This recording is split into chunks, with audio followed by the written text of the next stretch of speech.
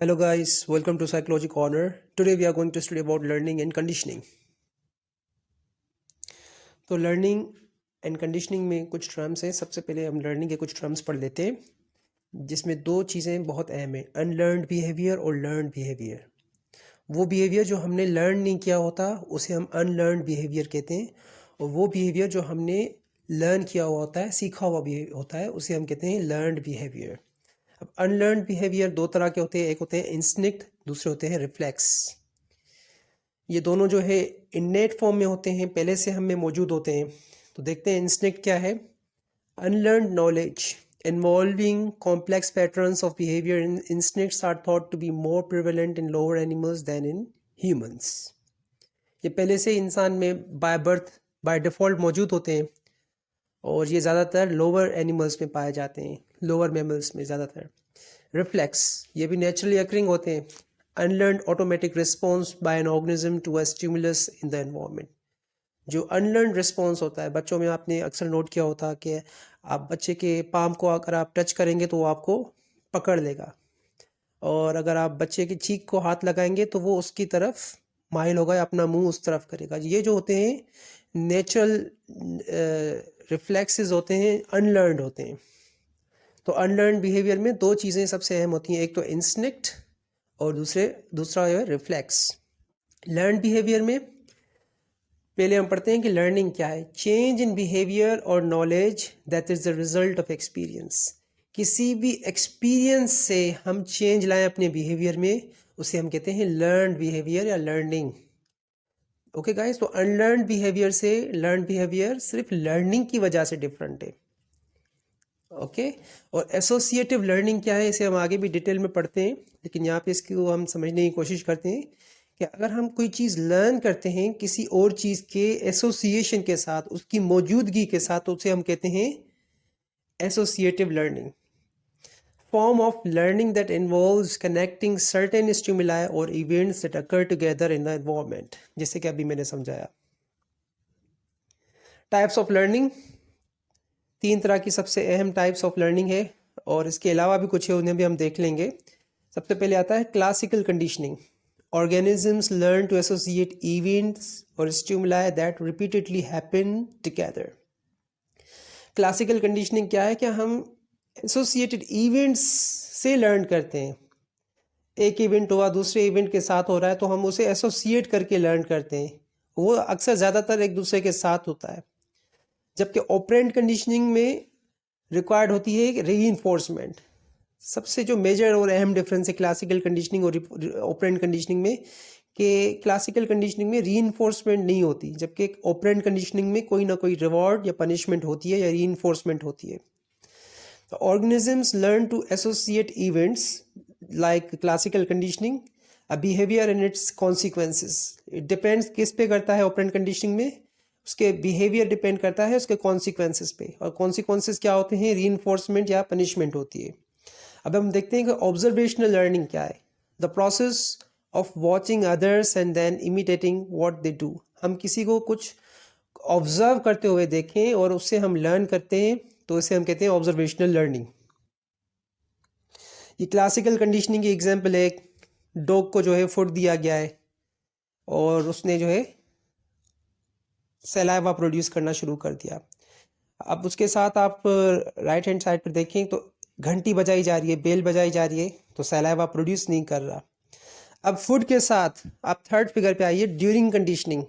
Food के साथ जो है बेल बजाई जा रही है तो सलाइवा प्रोड्यूस हो रहा है. फिर आप लास्ट डायग्राम में देखें, आफ्टर कंडीशनिंग में क्या हो रहा है, जब कंडीशनिंग हो चुकी है उसके बाद अब आफ्टर कंडीशनिंग में ये हो रहा है कि सिर्फ बेल बज रही है और सलाइवा प्रोड्यूस हो रहा है, लेकिन कोई फूड अवेलेबल नहीं है. Higher order second order conditioning, very important to understand. यहाँ पे देखें इलेक्ट्रिक कैन ओपनर है एक, जो एज अ कंडीशनड स्टिमुलस है. These are very important concepts to understand. और उसके अलावा यहाँ पे फूड क्या है, as an unconditioned stimulus UCS, यूसीएस. ये दोनों आपस में एसोसिएटेड हैं, बीच में प्लस का साइन है. इक्वल में आप क्या देख रहे हैं कि जो एनिमल है वो सलाइवा प्रोड्यूस कर रहा है, और जो उसका सलाइवा प्रोड्यूस हो रहा है वो अनकंडीशनड रिस्पॉन्स है. ओके गाइस, तो आप नीचे आ जाए फिर सेकेंड लाइन पे. स्क्विकली कैबिनेट डोर, यहाँ पे क्या है, सेकेंड ऑर्डर स्टिमुलस। उसके साथ एसोसिएट क्या है, electric can opener, condition as a condition stimulus है CS। ये दोनों इक्विवेलेंट है। और देखें एनिमल का रेस्पॉन्स क्या है कि वो सैलावा प्रोड्यूस कर रहा है, कंडीशन रेस्पॉन्स। ओके गाइस, बिल्कुल लास्ट में आ जाइए। फिर हम देखते हैं कि सिर्फ स्क्विकी कैबिनेट डोर है as a second order stimulus, क्योंकि पहले से वो एसोसिएट हो गया था। तो अब भी क्या हो रहा है, एनिमल का सैलावा प्रोड्यूस हो रहा है एज अ कंडीशनड रेस्पॉन्स। तो इसे हम हायर ऑर्डर कंडीशनिंग भी कहते हैं कि किसी भी एक चीज़ को हमने एसोसिएट कर लिया, फिर वो उसी चीज़ के साथ एसोसिएटेड रहेगा। अगर फिर हम उसी चीज़ को किसी और चीज़ के साथ एसोसिएट करा दें तो वो इस तरह से उसकी एसोसिएटिव लर्निंग जारी रहती है। Process in classical conditioning, very important to understand. The rising curve shows the conditioned response quickly getting stronger through the repeated pairing of the conditioned stimulus and the unconditional stimulus equation. आप देख सकते हैं कि जैसे यहाँ पे conditioned stimulus है और अनकंडीशनल स्टिमुलस है। देख रहे हैं पहली सिचुएशन में क्या था कि इक्वेशन थी, लर्निंग थी, ठीक है। और देन द कर्व डिक्रीजेस। आप सेकंड में देख सकते हैं कि कर्व किस तरह से डिक्रीज हो रहा है, जिसमें एक्सटिंक्शन शो हो रही है। एक्सटिंक्शन वो बिहेवियर होता है जो हम बिहेवियर, कोई भी अगर स्टिमुलस मिलता है या नहीं मिलता, हम रेस्पॉन्स करना छोड़ देते हैं तो उसे हम कहते हैं एक्सटिंक्शन। कोई हम स्पेसिफिक बिहेवियर करना छोड़ दें, वो एक्सटिंक्शन की तरफ बिहेवियर चला जाता है। Then the curve decreases, which shows how the conditioned response weakens when only the conditioned stimulus is presented. Extinction, जब जैसे कि मैंने बताया था कि कंडीशन स्टिमुलस तो मौजूद है लेकिन फिर भी एक्सटिंक्शन की तरफ जा रहा है। आफ्टर अ ब्रेक और pause from conditioning the condition response reappears spontaneously, जिसे हम स्पॉन्टेनियस रिकवरी भी कह सकते हैं। तो किसी भी बिहेवियर की इक्वेशन किस चीज़ पे डिपेंड करती है और एक्सटिंक्शन किस चीज़ पे डिपेंड करती है और यार स्पॉन्टेनियस रिकवरी किस चीज़ पे डिपेंड करती है, ये सब इस पे क्लासिकल कंडीशनिंग में होता है। डिपेंड करता है कि लर्निंग किस तरह कितनी हुई है, किस तरह से हमने जो है कंडीशनड स्टिमुलस अप्लाई किया हुआ है अनकंडीशनल स्टिमुलस के साथ। और अगर हमने जो है कंडीशन स्टिमुलस तो दिया है तो वो और एक्सटिंक्शन की तरफ जाएगा अगर वो बिहेवियर को परफॉर्म नहीं करेगा। और अगर ऑल ऑफ सडन एक बिहेवियर अगर एक्सटिंक्शन की तरफ जा रहा है, अगर हम उसे फिर कंडीशनल स्टिमुलस देंगे और अनकंडीशनल स्टिमुलस देंगे तो वो स्पॉन्टेनियस रिकवरी की तरफ जाएगा। क्लासिकल कंडीशनिंग, जिसमें दो चीज़ें आती हैं, स्टिमुलस डिस्क्रिमिनेशन एंड जनरलाइजेशन। तो सबसे पहले हम देखते हैं कि स्टिमुलस डिस्क्रिमिनेशन क्या है। Ability to respond differently to similar stimuli. एक सिमिलर स्टिमुलाई दिया जाए लेकिन रिस्पॉन्ड क्या हो, डिफरेंट हो, तो इसे हम कहते हैं स्टिमुलस डिस्क्रिमिनेशन। लफ्ज़ के साथ ही आपको पता चल रहा है कि ये डिस्क्रिमिनेट कर रहा है, एक ही तरह के स्टिमुलाई को डिफरेंटली रिस्पॉन्ड कर रहा है। जबकि स्टिमुलस जनरलाइजेशन क्या है, demonstrating the condition response to stimuli that are similar to the conditioned stimulus. ये अपोजिट है स्टिमुलस डिस्क्रिमिनेशन का। क्या कर रहा है कि ये रिस्पॉन्स को बिल्कुल ये जो है जनरलाइज कर रहा है। जबकि हैबिचुएशन क्या है, when we learn not to respond to a stimulus that is presented repeatedly without change. तो हैबिचुएशन इसे कहते हैं, जब हम रिस्पॉन्ड ना करें किसी भी स्टिमुलस को जो पहले से प्रेजेंट हो बिना किसी चेंज के, तो इसे हम कहेंगे habituation. Classical conditioning and behaviourism. Behaviorists believe that human behavior is primarily the result of conditioned responses. Classical conditioning में इस वजह से आप ज़्यादातर बिहेवियरिज्म को ही पढ़ेंगे और ये स्टडीज़ भी बिहेवियरिज्म से ही ली गई है। The perspectives on learning in this model come from behaviourism, क्योंकि इसमें बिहेवियर शेप हो रहा है। ऑपरेंट कंडीशनिंग, इसमें हम सबसे पहले लॉ ऑफ इफेक्ट देखते हैं। और हमने ऑपरेंट कंडीशनिंग में सबसे जो अहम चीज़ पढ़ी है वो रीइंफोर्समेंट या रिवॉर्ड पढ़ा है। हमने कॉन्सिक्वेंस ऑफ पढ़ा है किसी भी स्टिमुलस का। तो लॉ ऑफ इफेक्ट में पढ़ते हैं तो behaviour that is followed by consequences, जैसे कि मैंने अभी बताया, is satisfying to the organism will be repeated, अगर रिपीट किया जाए। And behaviours that are followed by unpleasant consequences will be discouraged. जो बिहेवियर्स किसी भी लिविंग ऑर्गेनिज्म को सेटिस्फाइंग होंगे तो वो रिपीट करता रहेगा, और जो उसको अनप्लेजेंट लगेंगे वो उससे डिस्करेज करेगा। इसी तरह से बिहेवियर शेप होता है, डिपेंड्स अपॉन कि कॉन्सिक्वेंस किस तरह का है। यहाँ पे फिगर दी गई है BF स्किनर की ए पे, और इसने एक बॉक्स इन्वेंट किया था। ये बॉक्स हमने इंट्रोडक्शन टू साइकोलॉजी बिल्कुल फर्स्ट स्लाइड्स में लेक्चर में पढ़ा था। इसमें स्पीकर है, लाइट्स हैं, लिवर है एंड डिस्पेंसर है। ये बॉक्स इन्वेंट किया था BF स्किनर ने, इस वजह से इसे हम स्किनर बॉक्स भी कहते हैं। ऑपरेंट कंडीशनिंग में अब हम पढ़ते हैं रीइंफोर्समेंट और पनिशमेंट का कॉन्सेप्ट। पॉजिटिव रीइंफोर्समेंट भी होती है, पॉजिटिव पनिशमेंट भी होती है। नेगेटिव रीइंफोर्समेंट भी होती है, नेगेटिव पनिशमेंट भी होती है। सबसे पहले हम पढ़ते हैं पॉजिटिव रीइंफोर्समेंट क्या है। Something is added to increase the likelihood of a behaviour. कोई चीज़ ऐड की जाए in order to increase the likelihood of behaviour की वजह से। जबकि पॉजिटिव पनिशमेंट क्या होती है, something is added to decrease the likelihood of a behaviour. आपने नोट किया होगा कि दोनों में क्या चीज़ें हो रही है, पॉजिटिव में कोई चीज़ ऐड हो रही है, जबकि हम अभी नेगेटिव रीइंफोर्समेंट पे पढ़ते हैं कि something is removed to increase the likelihood of a behaviour. कोई चीज़ रिमूव की जाए ताकि किसी चीज़ के अकरेंस की होने के चांसेस बढ़ जाए किसी बिहेवियर का। जबकि नेगेटिव पनिशमेंट में हम पढ़ते हैं something is removed to decrease the likelihood of a behaviour. Primary and secondary reinforcers क्या होते हैं? Primary reinforcer has innate reinforcing qualities, for example जैसे पानी हो गया, खाना हो गया, शेल्टर हो गया, सेक्स हो गया। जबकि सेकेंडरी रीइंफोर्सर्स क्या होते हैं? हैज़ नो इनहेरेंट वैल्यू, इसमें कोई इनहेरेंट वैल्यू नहीं होती onto itself and only has reinforcing qualities when linked with something else, जैसे money, gold, star, poker chips.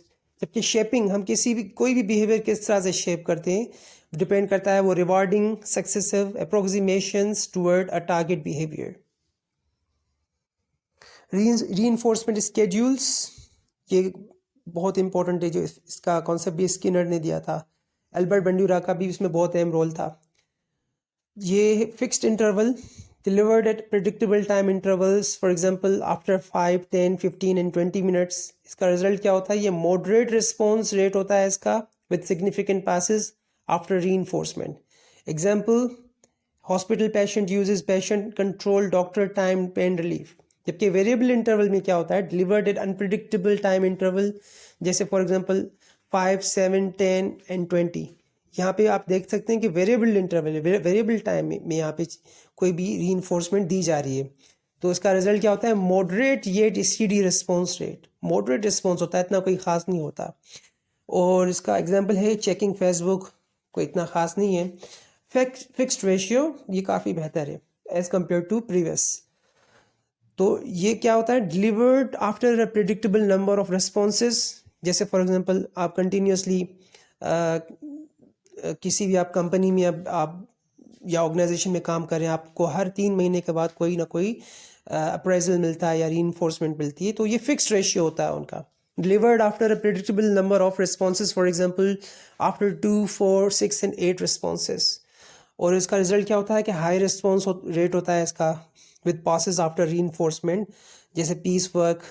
Okay, variable ratio यहाँ पे जो है अनप्रिडिक्टेबल होता है, और ये वेरिएबल होता है कि हमें कब अप्रेजल मिल जाए, कब हमें रिवार्ड या रीइंफोर्समेंट मिल जाए।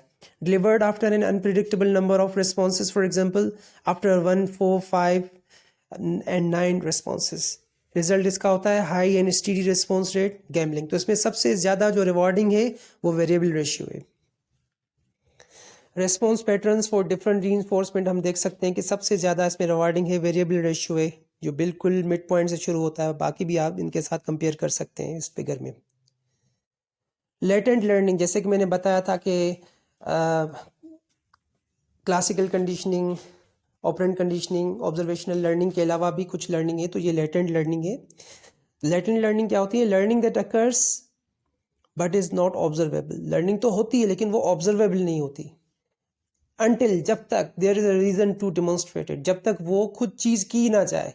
एक चीज़ की जाएगी तो तभी पता चलेगा कि ये लर्निंग है उसकी, लेकिन उसने ऑब्जर्व नहीं की होती कि ये लर्निंग मैंने कैसे की थी, किस तरह से की थी। तो इसे हम कहते हैं लेटेंट लर्निंग। लेटेंट लर्निंग का सबसे बेस्ट जो एग्जांपल है वो कॉग्निटिव मैप होता है। a mental picture of the layout of the environment. Okay guys, observational learning. We can learn by watching others. हम किसी और को देख के उसको इमिटेट करके लर्न कर सकते हैं. मॉडल, हम किसी को भी मॉडल बना के मॉडलिंग कर सकते हैं. इस तरह से भी हम लर्न कर सकते हैं. Person whose behaviour that serves as an example. अब दो तरह की यहाँ पे पनिशमेंट है. Vicarious punishment. Observer sees the model punished, making the observer less likely to imitate the model's behaviour. इस कंडीशन में वो कम चांसेस है कि वो उसे इमिटेट करे और अपना मॉडल बिहेवियर बनाए. जबकि विकॉरियस रीइंफोर्समेंट, इसमें क्या होता है कि observer sees the model rewarded. इसमें जो है ऑब्जर्वर मॉडल को रिवार्डेड होते देखता है. Making the observer more likely to imitate the model's behaviour. इसमें ज़्यादातर चांसेस होते हैं कि मॉडल का बिहेवियर ऑब्जर्वर इमिटेट करे और उसे अप्लाई करे. Okay guys, this is for today, and inshallah we will come up with another problem with another lecture. And today is this practice problem which we have learned, and these are the things which we have learned today. Okay guys, thank you very much. Allah Hafiz, take care.